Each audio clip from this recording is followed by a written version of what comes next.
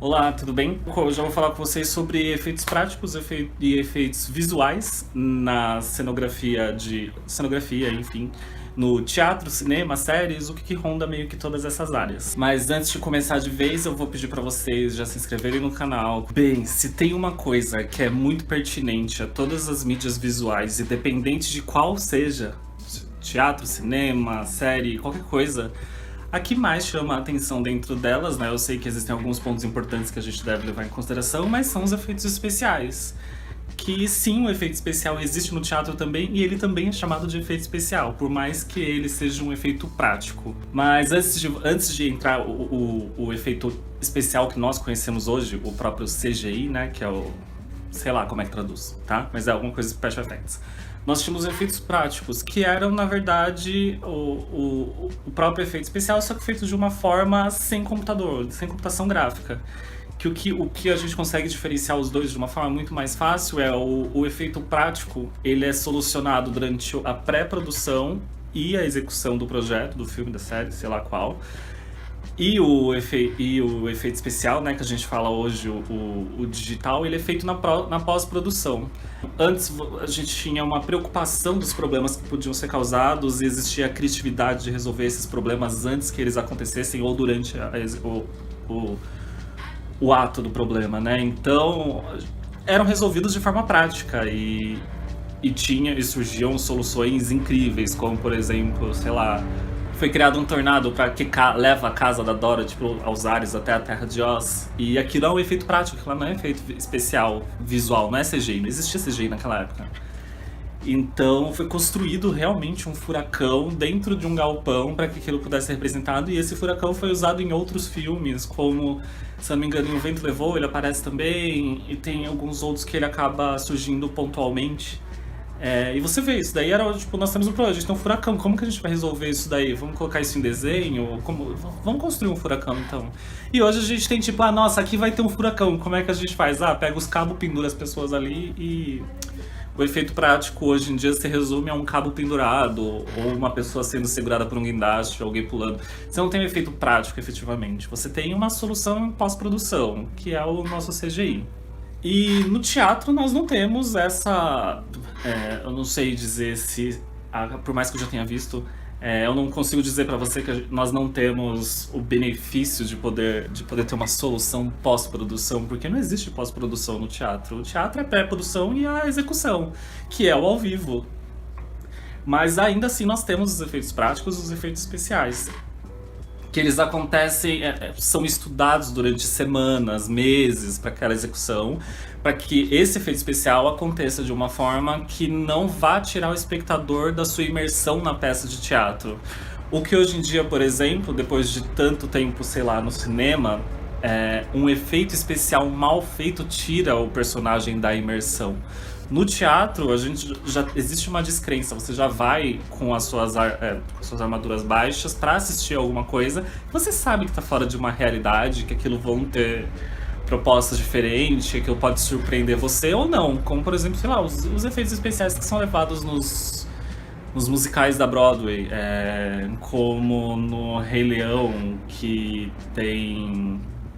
a pedra do rei, que é um palco liso, e aquela pedra do rei, o palco vai girando, a pedra do rei vai surgindo, os personagens vão subindo dela, a cena vai acontecendo, né? Aquilo é um efeito especial. Mas um efeito especial que você tá agora, por exemplo, que seria um efeito especial de pós-produção, é na peça de... a peça não é de 1984, é do livro 1984 do George Orwell.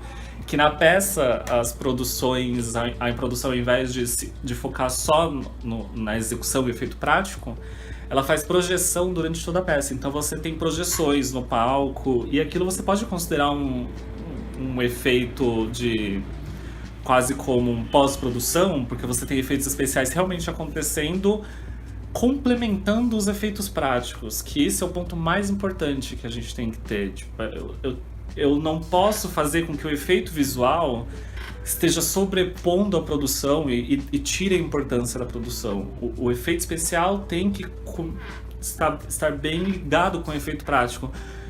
Porque senão deixa de ser um filme, né?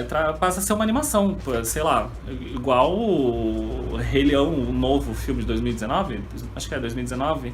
Ele é quase todo, não, ele é quase todo efeito especial, porque a única cena de efeito prático, que na verdade não é efeito prático, é a abertura, que é um sol de verdade. O resto é tudo CGI. Mas aí você tem o complemento, por exemplo, até a década de 2000 ali, você tinha o efeito especial digital complementando o efeito prático. Hoje, o efeito prático complementa o efeito visual, o CGI que eu digo. Mas naquela época o efeito prático era considerado efeito tosco. Pelo amor de Deus, não dá pra falar que a história sem fim, aqueles efeitos são maravilhosos. Eu amo. Como, por exemplo, sei lá, alguma coisa que possa ter Jurassic Park, o filme inteirinho, até um. O 2 eu já não sei, o 2 e o 3 eu não lembro. Mas o primeiro, do Steven Spielberg, é inteiro efeito visual. Efeito prático. Tem uma outra coisa ali que é efeito especial, feito no pós-produção.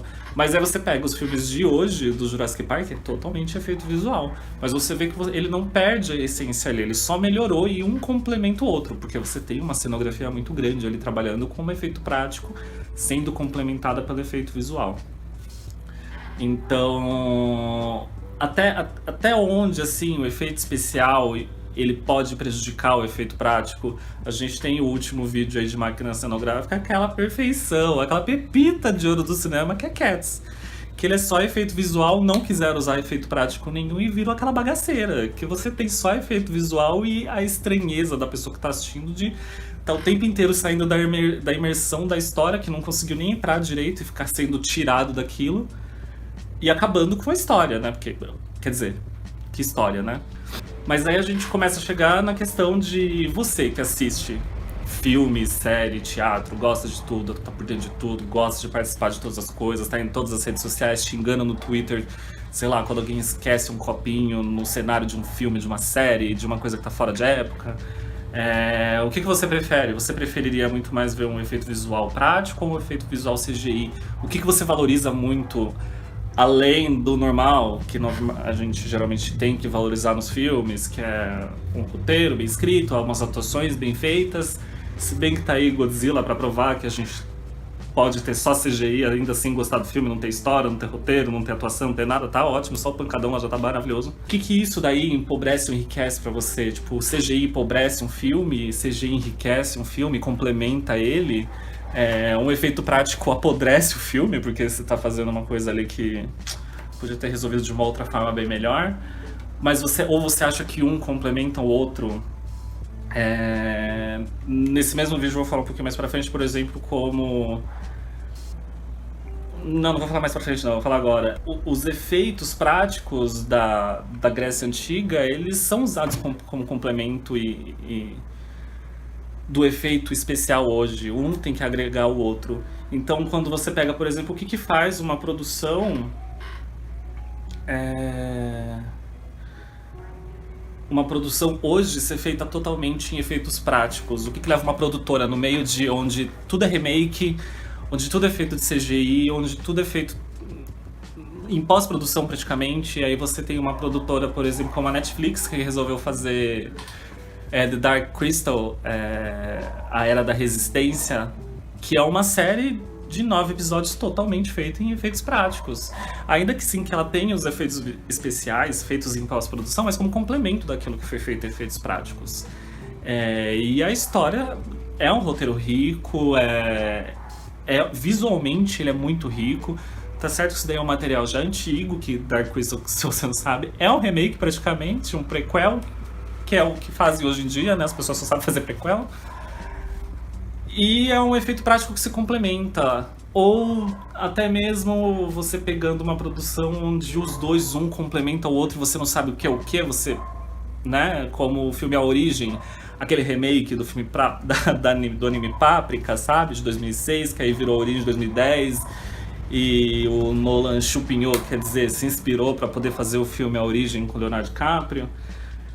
Que você tem quase todo o filme é feito em efeitos práticos, você tem um efeito visual para complementar a cena. As explosões, as correrias, Pra quem não assistiu o filme, eu vou tentar colocar uma cena que eu acho que aparece no trailer. Mas essa cena deles no restaurante, tudo começa a explodir, aquilo é um efeito prático, aquilo dali foi filmado realmente. Só que ele é complementado com um efeito especial em pós-produção pra deixar mais ainda, né, um chancing da cena. Então você tem sempre os complementos que você pode fazer e isso valoriza muito mais. O que você acha? Complementa, não complementa, agrega, não agrega, piora? Então, quando a gente discute esse tipo de trabalho, o CGI, o efeito prático, o remake, não tem como não falar sobre o próprio remake, né? Que são as grandes produções que foram feitas de uma forma, executadas de um determinado jeito, em um determinado contexto do cinema, dos efeitos, da tecnologia, e hoje são refeitos para apresentar para um novo público, ainda assim que exista os fãs que são bem caxias e que falam que aquele é o melhor, é o primeiro, é isso e aquilo, quando na verdade nenhum é o primeiro. A gente tem produções que são remakes de remakes de remakes de remakes de remakes e as pessoas ficam presas no... Não, esse aqui é o primeiro, é o original. Eu não sei, eu acho que como eu tenho 30 anos, eu vou ter na memória os filmes dos últimos 30 anos. Se teve um filme lá na minha infância que está sendo refeito remake agora, eu vou achar que aquele da minha infância é o original, esse aqui é a cópia. Quando na verdade, antes de eu nascer, aquele filme já teve uns 3 remakes. O meu filme é um remake, né? Ainda mais agora, sei lá, com a dona Disney, que adora fazer um remake, tá refazendo todos os filmes dele live action, eu acho cafona, eu acho horrível, eu acho horrível. Vou deixar de assistir? Não, eu vou ser o primeiro da fila a ver. É um material que eu conheço que está sendo apresentado para um novo público. E eu acredito que o meu era melhor e esse público de hoje vai ver esse filme novo e achar que esse aí é o melhor quando for feito um remake novo. Quando na verdade os dois estão errados, porque existem outros antes. Então, e até mesmo quando não é feito de um remake, é retirado de uma outra mídia, sei lá, um filme que era um filme da minha década como criança, que antes era uma série, que antes era um livro, que antes era uma peça, e foi passando.